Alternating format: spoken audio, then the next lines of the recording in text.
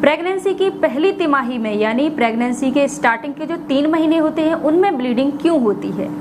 Pregnancy conceive करना महिला के लिए बहुत ही सुखद समय होता है, लेकिन अगर उस समय ब्लीडिंग होने लगे, कोई स्पॉटिंग होने लगे तो महिला चिंतित हो जाती है, परेशान हो जाती है। तो क्या प्रेगनेंसी के शुरुआती दिनों में ब्लीडिंग होना आम बात होती है या फिर चिंता का कारण भी हो सकती है? तो ये जानने से पहले अगर आपने मेरा चैनल सब्सक्राइब नहीं किया है तो प्लीज़ सबसे पहले चैनल सब्सक्राइब कर लीजिए और बेल आइकन को ऑन करके ऑल की नोटिफिकेशन पर क्लिक जरूर कर लीजिए।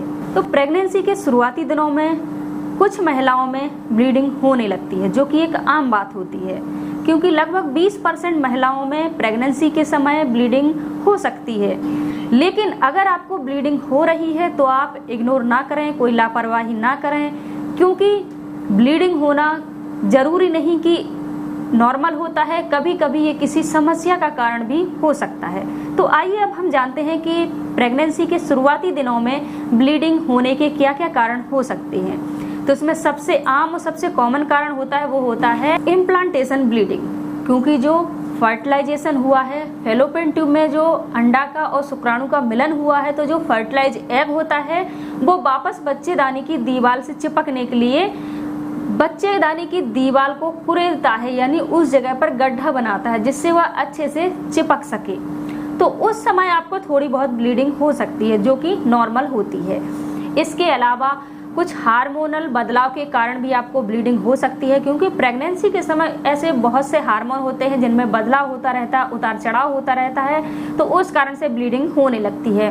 कुछ हार्मोन होते हैं उनका स्तर बढ़ जाता है, जैसे कि थायरोक्सिन हार्मोन, इंसुलिन हार्मोन और प्रोलैक्टिन हार्मोन होते हैं, इनका स्तर बढ़ जाने से भी आपको ब्लीडिंग हो सकती है। इसके अलावा एक्टोपिक प्रेगनेंसी के कारण भी आपको ब्लीडिंग हो सकती है। एक्टोपिक प्रेगनेंसी मतलब जो आपका फर्टिलाइज एग होता है, यानी शुक्राणु और अंडा का जो मिलन फैलोपियन ट्यूब में होता है, उसके बाद बच्चेदानी में आना होता है, लेकिन बच्चेदानी में ना आकर वह वहीं पर ग्रो करने लगता है, वहीं पे इम्प्लांट हो जाता है। तो फैलोपियन ट्यूब में इतनी जगह नहीं रहती है कि वह उस जगह पर ग्रो कर पाए, इसलिए जैसे जैसे वह बड़ा होता है बच्चा, वहाँ पे उतनी स्पेस ना होने के कारण ब्लीडिंग हो सकती है, जो कि एक खतरे का संकेत हो सकता है।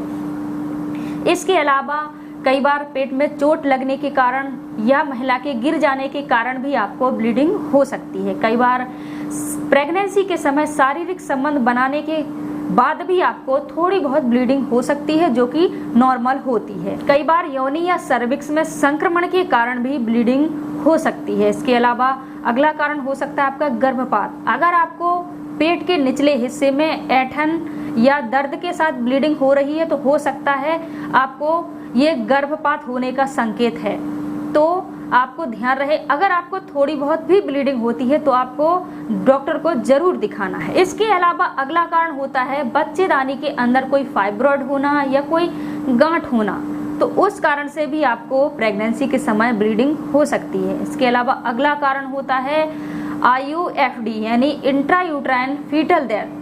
अगर आपके पेट में आपके बच्चे की मृत्यु हो गई है किसी कारणवश, तो भी आपको ब्लीडिंग होने लगती है, तो ये भी आपका एक खतरे का संकेत है, इसलिए ध्यान रहे। अगर आपको थोड़ी बहुत भी ब्लीडिंग होती है तो आपको इग्नोर नहीं करना है, तुरंत डॉक्टर को दिखा लेना है। तो ये होते हैं प्रेगनेंसी के स्टार्टिंग में ब्लीडिंग होने के कारण। तो आशा करते हैं आपको वीडियो पसंद आया होगा। अगर वीडियो पसंद आया है तो वीडियो को लाइक करना ना भूलें।